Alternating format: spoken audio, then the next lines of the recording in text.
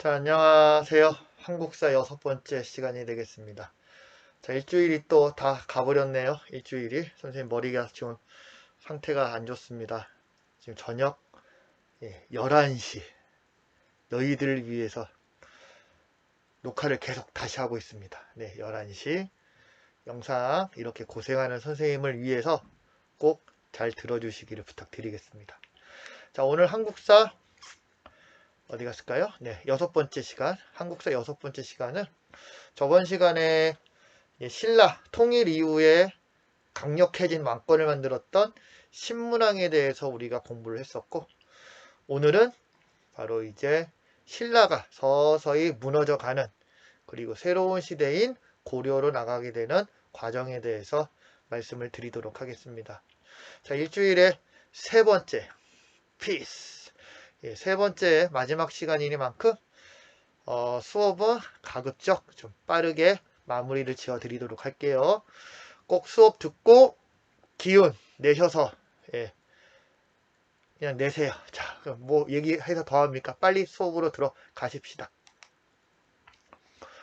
자, 오늘 배울 내용입니다. 오늘 배울 내용 신라사회의 동요, 그리고 후삼국 시대, 다음에 민족의 재통일 과정, 이렇게 세 개로 나누어서 보시면 되겠습니다. 자, 내용 통일신라의 몰락, 그리고 후삼국의 통일 과정, 이 정도 내용이니까요. 많지 않네요, 오늘도. 자, 먼저 통일신라의 몰락이 되겠습니다. 신라 하대라고도 부르게 되는데, 하대라는 거는 신라 몰락기라고 생각하시면 돼. 신라 전성기는 중대라고 부르고 신라 몰락기는 하대라고 부르기도 하는데, 대략 8세기에서 9세기 때의 사실이 되겠습니다. 이때가 되면은 강력했던 왕권이 어떻게 되겠니? 맞습니다. 약화가 되겠죠. 이제는 전제왕권이 슬슬 힘을 잃어가기 시작하게 돼요. 이전에 신문왕 때부터 유지가 되어 있던 전제왕권의 힘이 약화가 되고, 상대적으로 귀족들의 힘이 다시 강화가 됩니다. 진골귀족들의 힘이 강화가 되면서 이전에 신문왕 때 만들었던 여러가지 개혁 조치가 무효화가 되고요. 특히 이 진골귀족들이 전제왕권의 약화를 틈타서 서로 왕이 되려는 노력을 하게 돼. 즉 치열한 왕위쟁탈전이 벌어지게 되는데, 이 왕위쟁탈전 같은 경우가 기록에 보게 되면 무려 150년 동안 한 20명의 왕이 교체가 됐었대. 그러니까 한 놈이 왕이 되면은 죽어! 또 한 명이 왕이 되면은 죽어! 예, 또 한 명이 왕이 되면은 죽어! 네, 이런 식으로 무려 계속 죽고 있죠. 죽어! 또 죽어! 네, 150년 동안. 에휴. 네, S네요. 네, S입니다. 자, 이제 그만 죽어.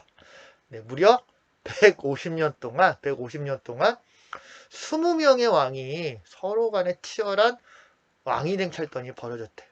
그러다 보니까 가장 대표적인 난이 김헌창의 난이 되겠습니다. 김헌창의 난.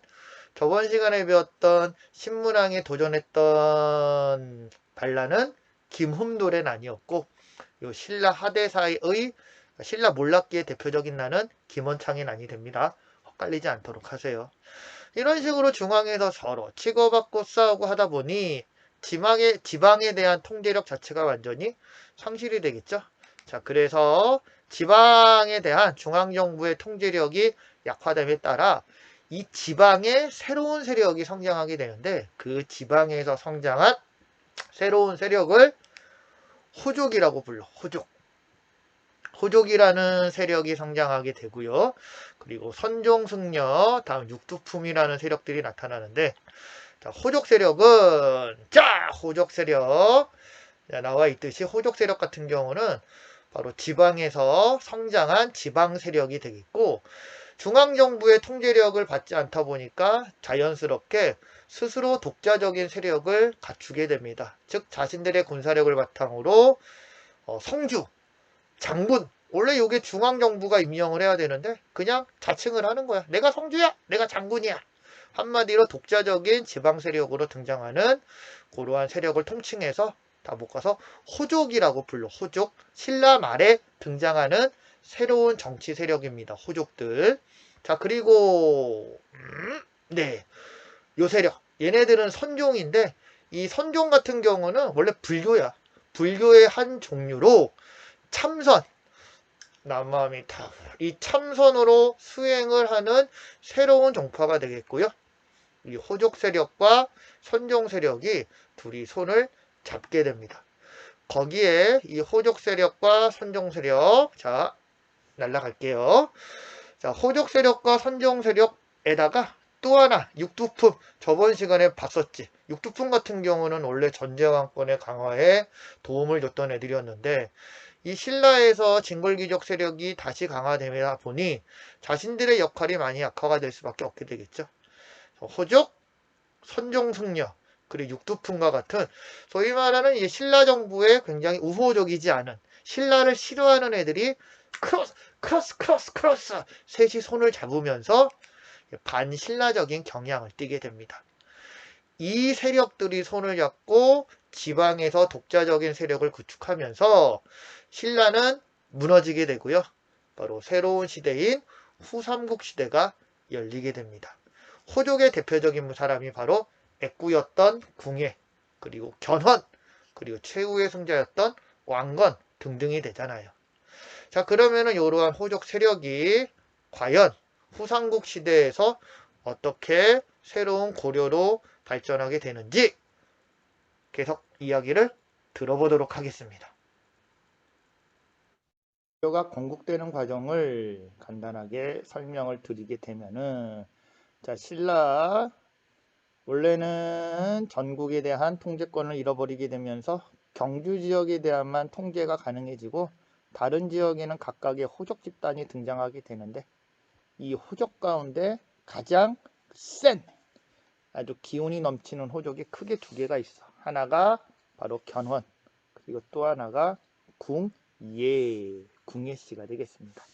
견훤씨 같은 경우는 완산조, 지금의 전주를 중심으로 세력을 키우면서 이 지역의 호족들을 끌어들인 다음에 후백제라는 나라를 900년에 새로 건국하게 되고요. 1년 뒤에 궁예씨 같은 경우가, 궁예는 액구죠, 액구. 네, 액구, 내가 바로 궁예다. 엄마니 밤매옴. 이 궁예씨 승려죠, 승려. 이 궁예씨 같은 경우가 바로 1년 뒤인 901년에 철원 중심으로, 송악을 중심으로, 이 북쪽 지역을 중심으로 마찬가지로 새로운 국가 후고구려를 건국하게 되면서 신라의 통일시대는 일단은 막을 내리게 됩니다.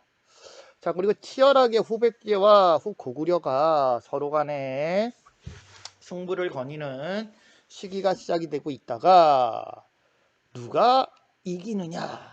최후의 승자는 견훤이도 아니고요, 궁예도 아니고요, 바로 왕건이라는 사람이 최후의 승자가 됩니다. 이 왕건은 원래 궁의 부하였어. 궁의 2인자야. 2인자 넘버 2 2인자로 궁예 밑에서 생활을 했는데, 이 왕건이한테는 너무나 다행히도 이 궁예가 가면 갈수록 이제 또라이, 좀 약간 정신이 나가 정신이 나가면서 좀 정치적으로 무리수를 던지게 되죠. 정치적으로 무리수를 던지게 되다 보니 막 자기 주변에 있는 사람들을 쳐 죽여버리는 거야. 특히 이유 있이 죽이는 게 아니라 이유 없이 죽여요. 아, 재수없게 생겨서 죽여버리고, 어떤 놈은 기침하다 죽잖아. 막 기침하고 있었더니 궁예가 뭔 소리야? 누가 기침 소리를 내는가? 하면서 그냥 잡아다가 쳐 죽여버리고, 나중에는 자기 부인도 자기 아들도 쳐 죽여버립니다. 이렇게 되다 보니 사람들이 이 또라이 궁예 밑에서는 생활할 수 없다 라고 생각을 해서 2인자였던 왕건을 중심으로 결국 궁예를 몰아내고 사가닥, 칼, 안녕. 이제 궁예는 천사가 됐어요. 궁예를 몰아내고 왕건을 새로운 왕으로 하는 국가를 건설하게 되고요. 이 왕건이 같은 경우가 나라 이름을 다시 바꾸는 거야. 후고구려? 마음에 안 들어. 원래 중간에 이제 뭐 태봉이라든지 또는 뭐라든지 이름을 바꿨는데, 왕건이 다시 이름을 바꿉니다. 우리는 고구려를 계승했어. 고구려 계승했으니까 고구려를 계승했다라는 나라 이름을 정하겠다. 뭘로 하지? 하나 지어볼까? 뭐 고구 좀 그렇잖아요. 그러면 구려 이것도 그렇죠? 아 구려? 구려는 너무 그러네. 아 고려 그렇지. 구려도 아니고 고구도 아니고 고려. 예, 고구려를 건국했다라는 의미에서 고려를 건국하게 되고 이 고려를 건국한 왕건이 집요하게 신라를 챙겨주게 되면서 결국 신라는 항복을 하게 됩니다. 이때 신라가 견훤이한테 되게 막 시달리고 있었거든. 후백제가 그냥 틈만 나면은 신라 땅으로 쳐들어가서 맨날 패는 거 있어. 한 달 쳐맞아. 또 한 3일 후에 또 와서 또 쳐맞아. 이렇게 하다 보니 신라 입장에서는 이거는 살아도 살아있는 게 아니잖니. 그래서 마지막 신라의 회의를 열어서 결국 나라를 들어다가 왕건에게 바치게 되고요. 자, 여세를 몰아서 후백제와 고려가 마지막 자웅을 가리게 되는데 이때는 견훤이가 자기 자식한테 쫓겨납니다. 견훤이가 나이가 좀 많이 들었었는데 이 양반 같은 경우가 자식이 좀 많았어. 1, 2, 3, 4, 5 등등의 자식들이 있었는데요. 큰아들 같은 경우는 넷이 와우 이제 내가 2인자야. 다음에 우리 아버지 죽으면은 내가 왕이 되는 거지 라고 생각을 하고 있었겠지. 호호호호호호 웃으면서. 근데 어이없게도 견훤이 큰아들이 아니라 막내 아들이었던 금강이, 금강산을 좋아했나? 네, 이 금강이를 후계자로 정해버립니다. 그러니까 큰아들이 이제 열뻗친 거지. 뭐야? 우리 아빠 미쳤나 보네. 아니, 우리 아빠가 좀 정신이 좀 안 좋아지셨나 보네. 해서 이 큰아들이 결국 쿠데타를 일으켜 자기 동생은 좀 빨리 좋은 데로 보내드리고 천사 날개 달고 저기 궁의 옆으로 보내드리고요. 그리고 아버지 견훤이 얼굴이 왜 이렇게 됐지? 견훤이는 절에다가 가둬버립니다. 아버지 절에서 생활하세요. 자, 이렇게 되다 보니까 견훤이가 열받은 거지. 야, 이게 자식놈의 새끼가 감히 나를 밀어내고 우리나라를 독차지한다고? 건방진놈 탈출합니다. 탈출 어디로 가냐면은 왕건이한테 가. 그리고 왕건과 견훤이 크로스의 힘을 모아서 바로 후백제로 쳐들어가고요. 이 싸움에서 후백제를 멸망시키게 됩니다. 견훤이 입장에서는 되게 어떤 느낌이었을까? 자기가 세웠던 나라를 자기 손으로 무너뜨리는? 그래서 그런지 모르지만은 견훤은 바로 죽어요. 예. 나라가 멸망되고 쓸쓸한 죽음. 얘도 천사 날개 달고 마찬가지로 옆으로 가. 궁의 옆으로 가게 되고요. 그리고 고려가 최종 통일을 하게 되었습니다. 이때가 936년인가요? 요게 후삼국 고려의 건국 과정입니다. 자, 후삼국 시대까지 이야기를 잘 들으셨죠? 네, 좀 부끄러운 모습도 있는데 이해를 해주시면 되겠고, 그러면은 이 문제 풀고 오늘 마무리하도록 하겠습니다. 자, 1번. 자, 오늘의 수업 안무 나왔습니다. 수고했어입니다. 수고했어. 일주일 수고했어. 자, 수고했어 암호입니다. 1번 문제입니다. 가에 들어갈 내용으로 적절한 것은 가에 들어갈 내용으로 가장 적절한 거. 우리 모둠은 한국사 발표 주제가 뭐였니? 신라 하대의 정치적 변화에 대하여 조사 발표하는 거야. 하대라는 거는 신라가 몰락하는 몰락기라고 몰락기라고 말씀드렸죠. 난 증골기족의 왕위쟁 탈전에 대해서 조사해야 되겠어. 신라가 몰락해가고 있는 거, 중앙에 대한 통제력이 약화가 되면서 지방에서 새로운 세력이 성장하게 되었다. 바로 4번 호족 세력의 성장에 대하여 조사할게. 이게 정답이 되겠지. 신라 하대, 신라 몰락기에 대한 질문이었습니다. 자, 다음 자료에 나타난 시기의 모습으로 볼 수 있는 모습으로 가장 적절한 것은 혼돈의 신라 어떻게 극복될 것인가. 혼돈의 신라 말기에 대한 질문이 되겠네요. 자, 스스로 성주나 장군으로 칭하는 지방 세력가들은 얘네들을 뭐라고 불러? 얘네들이 바로 호족이 되겠지. 중앙의 통제에서 벗어났고 왕은 사치에 빠져 징벌귀족들은 권력 다툼만 일삼고 있다. 백성들은 과중한 세금에 시달리다가 결국 반란을 일으키는 지경에 이르렀다.